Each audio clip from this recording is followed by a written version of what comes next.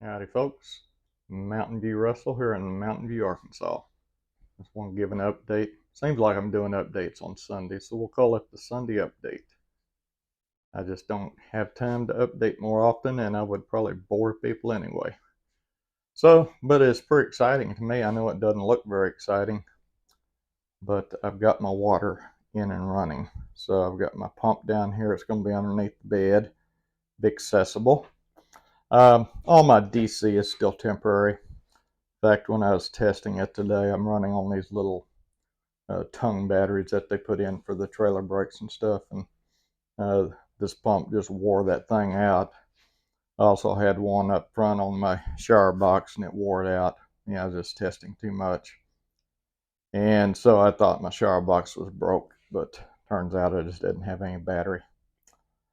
But regardless, figured that out, charged the batteries up, put a little heavier gauge wire. I had some little jumpers, alligator clip jumpers there, and that smoked those wires. So be sure and use a proper wire even when you're testing. So I got my pump, and this loop is an anti-thump device that RecPro sells. It's a piece of garden hose and two hose clamps. I think it was like $10. I didn't know any better. Rookie mistake, but I got it. It works. This here's a drain, so I can drain my tank if I need to. It just goes straight through the floor. Outside, this fresh water. And then this is the accumulator tank, and it holds a pressure. It comes pre-pressurized. I guess it's got 20 pounds or so of pressure on it. That's kind of what charges the water system, if you will, to get it going before the pump detects a drop in pressure and then it kicks in. So I got that coming over and then converting to PEX, and then it comes on PEX and actually PEX here and goes up. I've got a check valve, and then it goes up here where I got another check valve. And I copied Bill and Deb on all this. They are very useful. So this check valve keeps city water from backflowing into my tank. The city water should just come straight out and head that way toward the kitchen. And then this check valve keeps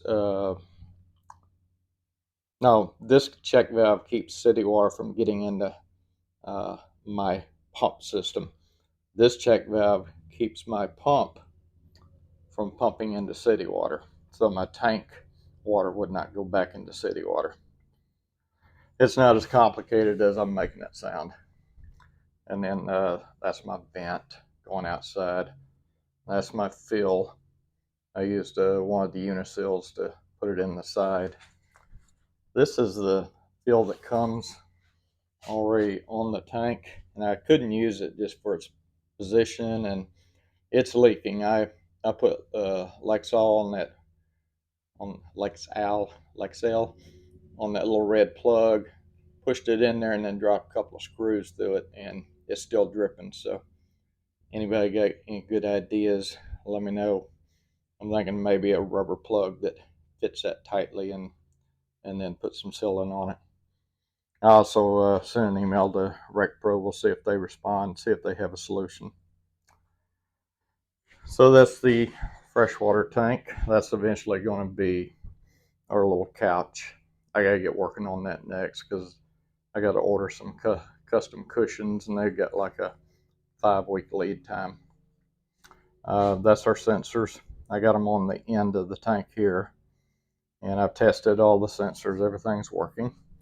Today, I understand they'll quit working eventually. Maybe not on freshwater. Maybe not on gray water either. So, speaking of gray water, this hose you see right here with the zip ties on it, that's coming around and then feeding up into the gray water tank. And that's coming from the shower box, which is where all water drains out and into. And then on this end, I've got my main drain here, which will go over to the the RV bayonet type outlet for regular dumping. And then the 1/2 inch line, that's the overflow. And again, I got that little red plug thingy I got to figure out, because if these tanks get up to that level, they could potentially drip. So we'll figure it out. I got all the plumbing wiring running underneath the cabinets. And I think I'm going to build a false wall back there. I don't want for Vicky to be cramming stuff down there and then accidentally yank too hard on something because it's hung up on 120 volt electrical lines. I got the RV style P-trap here. Bill and Deb again. Works great. I think it just keeps a little water in that little bowl at the bottom, so it acts like a regular P-trap. And then I've got these drawers in, but there's pegs going at the back of them, and then they turn up and come over to the water heater. And then I got a kind of strange looking concoction of angles, but I did this to allow me to be able to disconnect that and get this water heater out if I had to.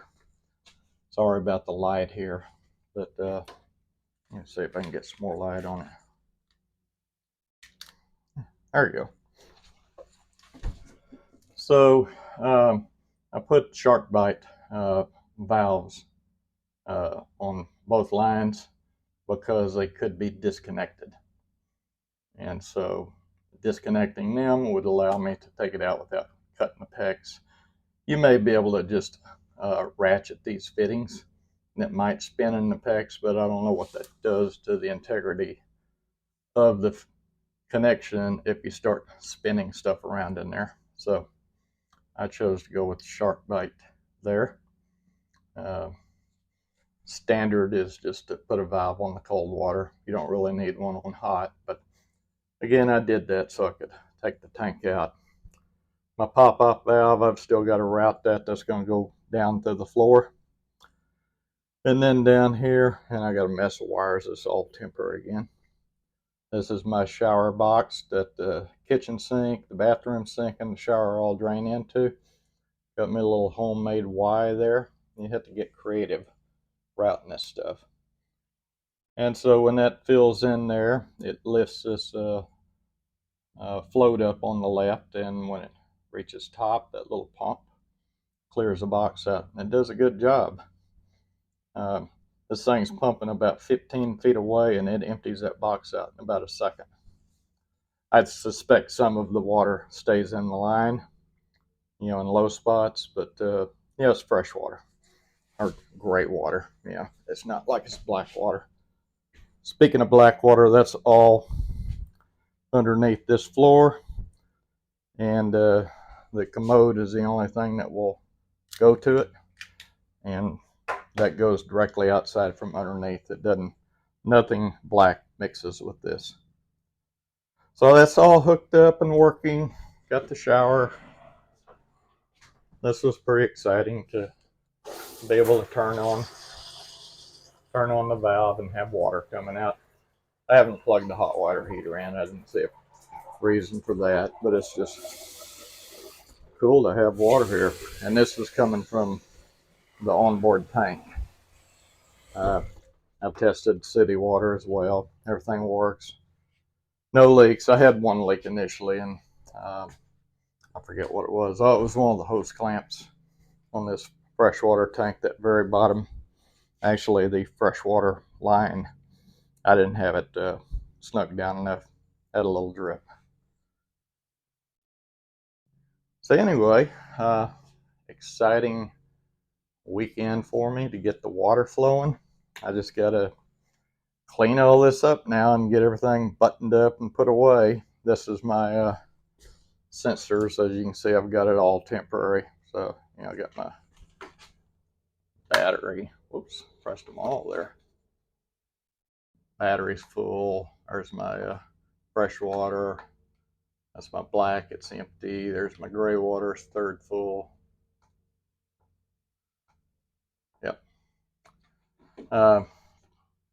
It's got power for, water heater and pumps and all that, but I'm not going to use that because that's just too far to run.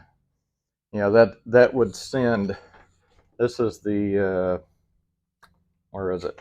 This is the main power line coming into the switch, and this 112 gauge line could potentially feed the sump pump, the water pump, the water heater. I'm not going to do that. That's too much on that one line. So the water pump, I'll put a switch back here to be able to turn it on and off. So when we leave the RV, we can flip it off. I'll probably just put a couple of switches here on the side of when that panel goes up. Even